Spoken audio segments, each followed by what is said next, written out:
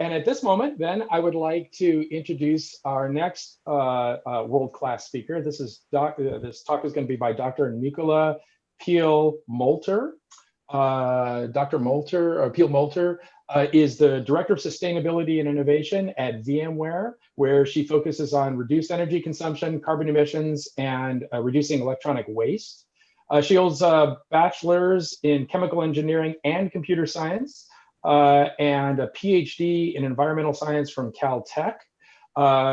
Over a long and distinguished career as well. She's worked at Akamai, TRW, Air Products and Chemicals, and the title of her talk is Hunting Zombies for Fun, Profit, and Sustainability. Dr. Peill-Moelter. Thanks, Rich. Great to be here. So just setting up my slides. Yeah, so this is going to be a slightly less technical talk, but I think very, very important in terms of data center efficiency. I just want to have a quick disclaimer about the things we're talking about today, that VMware is not promising any products to be able to sell to you. We're hoping actually for everybody to be contributing to this problem. I also wanted to announce that VMware recently announced a partnership with the National Science Foundation to collaborate on an NSF grant over 3 years, $6 million around the next generation of sustainable digital infrastructure. So I would say take a look at that, see if your research groups have anything to contribute. So we'd love to collaborate with you. And taking a step back from the zombie problem in general, I'd like to think of the problem of data center sustainability or efficiency in terms of a systems problem. So this graph comes from Rocky Mountain Institute, and we love it if you're familiar with that organization. And what it's showing is the system energy losses in computing. And it really starts at the power plant, which is using fuel, sometimes fossil fuel, to generate electricity. There's a lot of system losses there, both in the generation and the transmission of that electricity, supplying electricity to data centers. And then, as we know, data centers have, we call them losses in cooling and other types of power conditioning. It's useful, but it's not actually doing the useful computing, which is what we really want from that energy. And then that electricity goes into servers, and servers have fans, and they get hot, and they're doing things other than the useful computing we really want them to do, like AI and ML and databases, et cetera. And then finally, at the very end, we do get the useful computing out of it, but the amount of energy that's used in that useful computing is quite small to the amount of energy that we start with in the system level. And so really what this points out is, yes, while there's an opportunity to improve efficiencies all along that chain, including data centers, and we've seen a lot of progress there, especially among the leaders like Google and Facebook and Apple. But the real focus should be at the computing end, because there is a lot of waste in computing today at the server end, at the software end. And for example, if we could double the server productivity or double the energy efficiency and more to say of that hardware, we then have a 50% improvement, not only at the computing end, but also at the power plant end. And if you look at that from an absolute energy perspective, that's not just a 2.5 watt savings, but a 50 watt savings. And as the world's workloads are growing exponentially, if we can achieve those efficiencies, we will have a significant impact, not only of maintaining a flat energy consumption as those workloads grow, but maybe even bend the curve downward, especially if we couple that with renewable energy. So with that, I want to talk about the zombie challenge today. I want to convince you in this talk that zombies are pervasive and costly in terms of dollars, euros, wons, cost of security, and also energy and carbon emissions. They persist because of both technical and human challenges. And then finally, that they can be found, destroyed, and suppressed by combining tools that combine tools to help find them, but also provide motivation and accountability. So the agenda is to talk about what zombies are and their impacts, the evidence we see for zombies and why we think this is a very important problem to be solving, and then how we can hunt, cull, and suppress zombies in our populations. And I suppose this is appropriate because we're only a few weeks away from Halloween. So, all right. So zombies are a pervasive problem of stranded capacity, which again is not productive work for our enterprise environments. So zombies are hidden and unintentionally unused computing assets in the form of physical servers and host machines, but also virtual machines and storage. And the impacts are that the fact that they're so pervasive. So this is a striking number, 15 to 15+% of servers, hosts, machines, and virtual machines are likely to be zombie. And that sounds terrible, but I'll go into some evidence a little bit later. And this problem is likely to get much worse because as we start to further virtualize our applications, modernized apps as they call them, they're moving into multiple clouds. So multiple different platforms that we now have to manage across platforms rather than it used to be just on-premise in our own infrastructure that we manage. But not only that, but now we're moving to containers and to microservices and to functions. And while people say, oh, well, those will be dynamically managed, it's like we haven't been really good at managing these assets in the past. And if we don't do that proactively in the future, very likely that this problem will get worse. And of course, that has significant OpEx and CapEx costs because now you're having to buy much more equipment and data center space for the workloads you have than you might otherwise need. It also presents security vulnerabilities because these zombies are not managed, not monitored per se, and they may have old OSs, et cetera, or out-of-date patches. They are, and also they're just a higher attack surface area. They expose enterprises to security risks. And then finally, of course, the wasted energy and carbon and even electronic waste of the fact that we're not using these assets productively. So I always like to start off by giving people a sense of really in your own life what zombies are like, right? So if you take out your phone, and only for this slide, you take out your phone and you look at how many applications you have on your phone and how many of them you haven't used, say, for the last 6 months or a year since you downloaded them. And maybe they were useful at one point and you were using them, but they either no longer serve a purpose or you just kind of forgot about them. And they're taking up physical space and storage space on your phone. And while that may not be costly in the near term, it could be costly that once you run out of space, you either have to buy a new phone or you have to then take the time to figure out which applications are zombie and delete them to free up space on your phone. And that happens in enterprise environments all the time. People are busy, they have projects to do, and so they're spinning up new assets all the time. And then when they're done with them, or maybe they leave the organization and then they forget about them or they don't tell anybody, those assets can be repurposed or deleted. And so zombies persist due to a lack of visibility and also ease of remediation, because a lot of times it can be hard to find them, but then also people feel it's risky, like, oh, I don't want to delete that, or I don't want to unplug it just in case we might need it.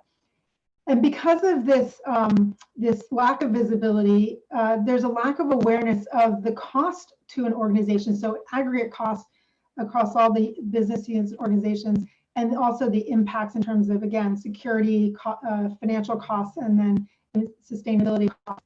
And then finally, because of that lack of awareness, there's really a lack of motivation to act. Nobody's being held accountable for the mess you have. So you go into your closets or your garages, and there's probably a lot more stuff in there that you really need, but do you really want to spend your weekend cleaning it up, right? So unless somebody's on me about it, or unless I have a policy or someone's monitoring me, I'm probably not going to prioritize cleaning that all up.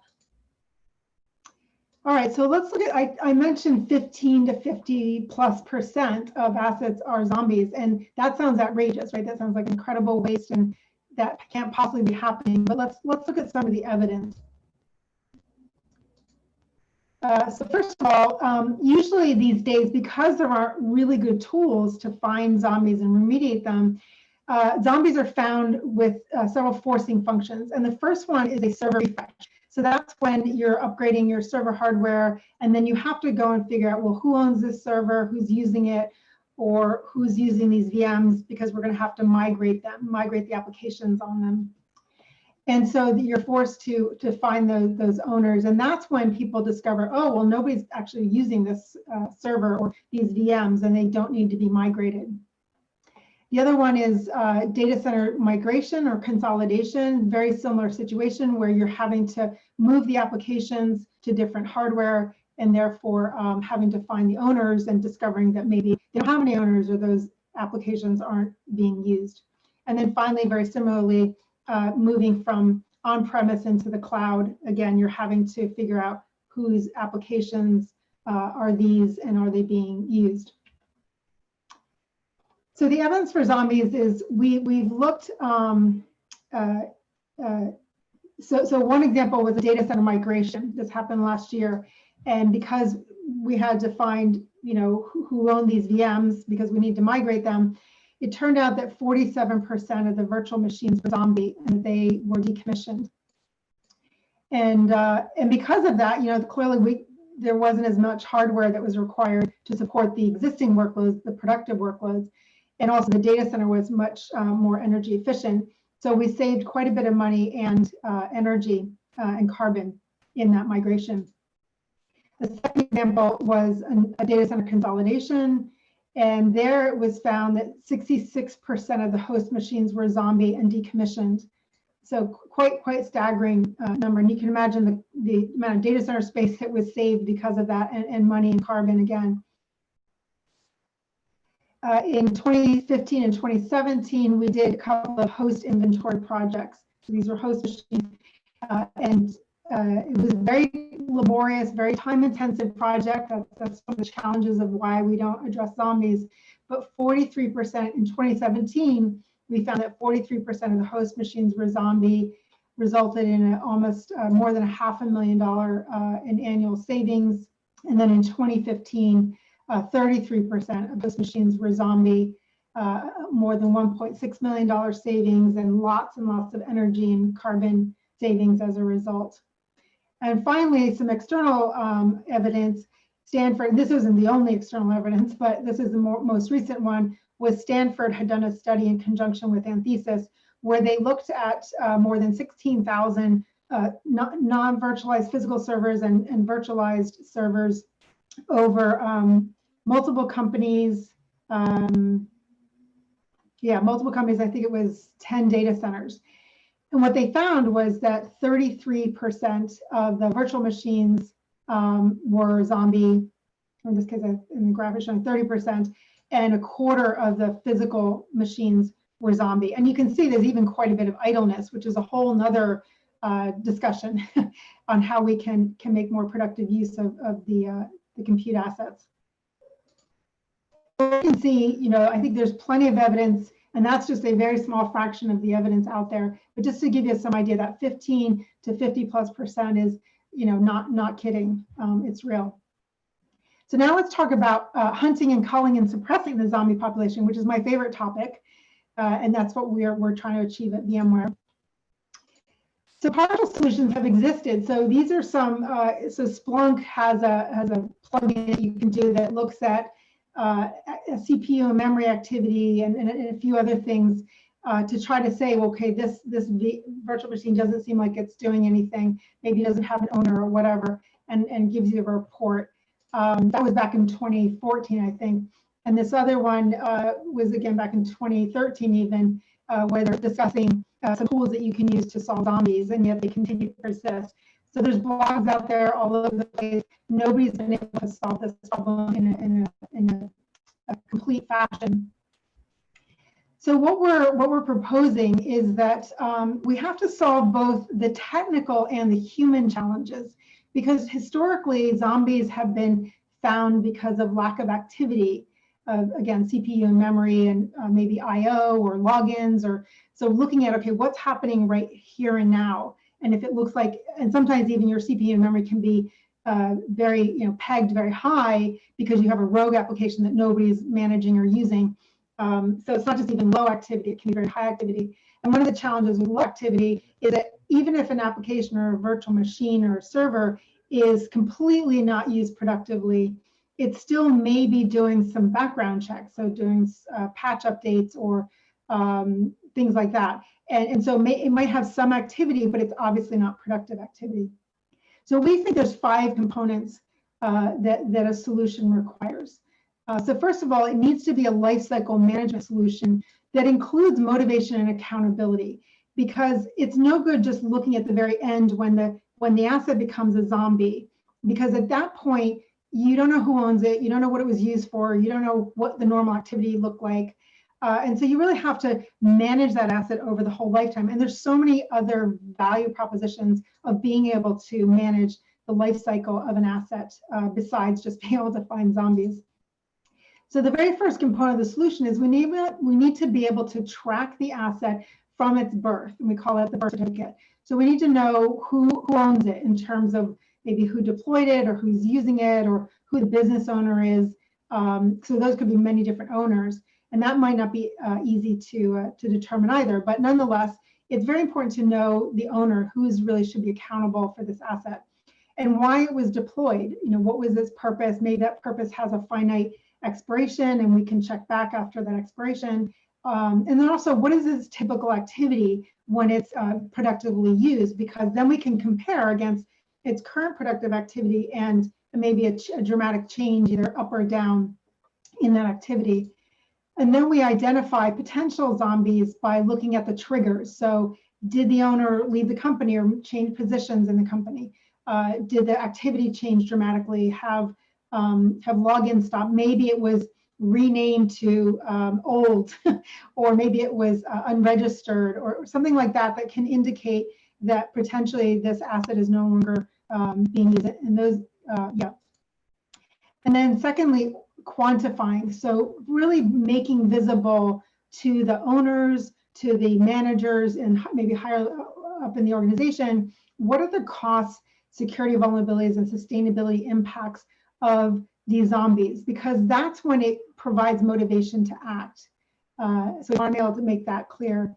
And then in conjunction with that, we want to help the owners remediate their zombies. So we can help them decide, making it easy and low risk to curate and remediate the zombies. Because so maybe the person decides, well, this isn't a zombie. We know it's not a zombie, and so you can actually tag it. Say, no, this isn't a zombie. Don't put it in the zombie report in the future, at least for some period of time. Or you enable it to be, you don't delete it or you don't unplug it, but you make it inaccessible for some period of time, and that's kind of what's called a virtual screen test. So maybe that way, if later on somebody is trying to access another application, then we can actually bring it back to life, and minimal harm is done. So you reduce the risk, because most of the time, the owners and people who are managing these are very nervous about unplugging or deleting, because just like things when we don't want to throw something out from our closet, or we might be using that sometime in the future, we might need that in the future. So that's a kind of human component to this. And we think the quantify and the organize are bringing motivation to managing zombies. And then the fifth component really is the accountability. And so we want to provide an executive report that can show that the organizational level, what is the aggregate cost to an organization of the zombies? And are those zombies trending up? Are they stay flat, or are they getting remediated and taken care of? And then what are the costs associated with existing zombies? And then what are the benefits of having remediated the zombies? And then you can do a drill down to kind of put pressure on those parts of the organization that aren't really managing their zombies in a productive fashion. So we think you need this entire set of components of the solution to really address not only the technical aspects of zombies and finding them and remediating them, but also the human aspects of motivation and accountability. So we think that if we combine this solution, both, again, the technical components that make it easy to identify and low risk to remediate, but then also the human component. So if we can combine those in a cycle, but then we also need the organization to recognize that because of the impacts and costs to the organization of the zombies, that they need to put in place policies and processes to reinforce that accountability within the organization. So maybe every quarter, maybe every 6 months, people need to be going in and managing their zombies and recovering them. And we think that this is really a good zombie suppression cycle. So in summary, hopefully I've convinced you that zombies are pervasive and costly in terms of dollars, security, and energy and carbon in enterprise environments, that they persist because of both technical and human challenges, and they can be found, destroyed, and suppressed by combining tools, motivation, and accountability. So happy to take any questions. Great, thank you so very much. Questions for Dr. Peill-Moelter?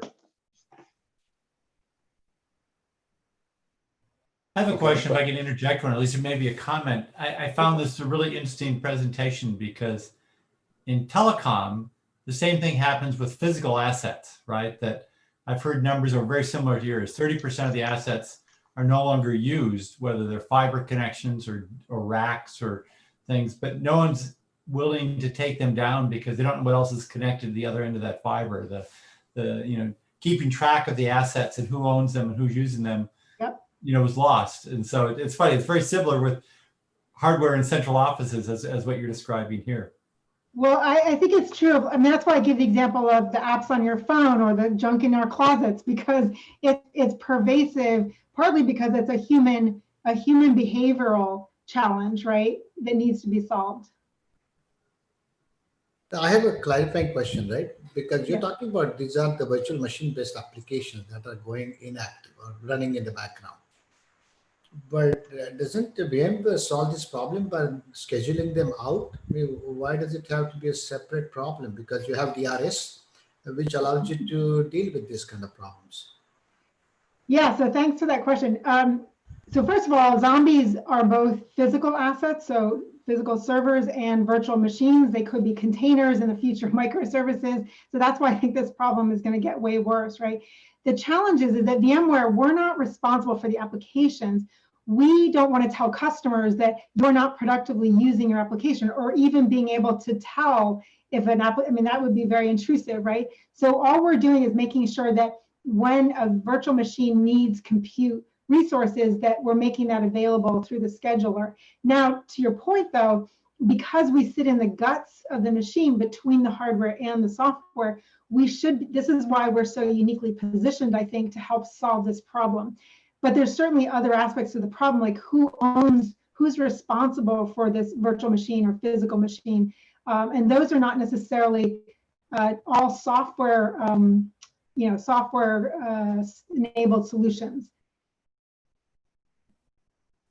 So on that theme, I'm actually quite interested. So, you said that, it's not VMware's place to go and kind of kill off the resource that's being used. And, in general, there's been other places where in research I've done, my colleagues have done, we've been looking at the financial incentives and the way that we actually structure the market that we present to customers. And I'm wondering if you have any thoughts about changes to the market incentives themselves. Like, could you, for example, say, we will kill off your VMs if they're not used enough, but in return, we'll give you a discount on your bill or something like that, because that for VMware, that's going to be a benefit. Well, so first of all, VMware will never kill off customers anything. We will always make it their decision. Now, we may provide them with an automated fashion. So we say, if you put this policy in place for, say, if a VM hasn't been active or for 6 months, you can automatically kill it. But we will never take action on behalf of our customers unless they specifically ask. But you're absolutely right. This is why we think the executive reporting and the reporting for the owner is so important, because what we're trying to do is make visible the cost of the zombies, right? Because that just shows, that's sort of the motivation part is, if a CIO says, okay, we're wasting $3 million a month in zombies, like that's untenable. Like, I can hire, how many more developers can I hire with that money? And so we think that that's very necessary to make that visible. And typically what happens right now, it's done at the VM or the asset owner level. And so it might, it's only $100 a month, so they don't really care. But if you aggregate that across the whole organization, that's a dollar number that the CIO should care about. And then the CIO puts downward pressure through the organization. And that's what's really missing today, is we just don't have that accountability because you don't have that visibility of the financial costs or even security costs. I mean, the security vulnerabilities alone should be alarming to an organization, but they just don't see it. They don't know about it. And that's part of the problem. We have a question from our muted audience. Eric asks, given the various root causes you mentioned, would it be realistic to achieve 0% zombies? If not, what is the practical minimum you've observed at the best run organization? You know, that's a fabulous question. My guess would be some of the cloud providers, you know, the big guys who have very large IT or well, actually, I shouldn't even say that, because I think in the cloud, they're incredibly efficient, right? But maybe in their own corporate environments, they're not as much. I think there's a trade-off, right? So if you get to 100%, you probably have a lot of false positives. Not a lot, but I'm saying you're having, the higher you go, the more perfect you're trying to get to eliminate zombies, you're probably going to get more false positives that this is a zombie when it's really not. And that's going to bring down the trust level for an organization. So I don't think the goal is to get to 0 zombies. I think the goal really is to get to a point where you're relatively optimized and you just have people in that mindset of managing their assets on a regular basis. So I think we just want to try to get zombies to a minimal level without going overboard and then losing trust in the solution. Okay, well, let's thank our speaker. That was a great talk. Thank you very, very much.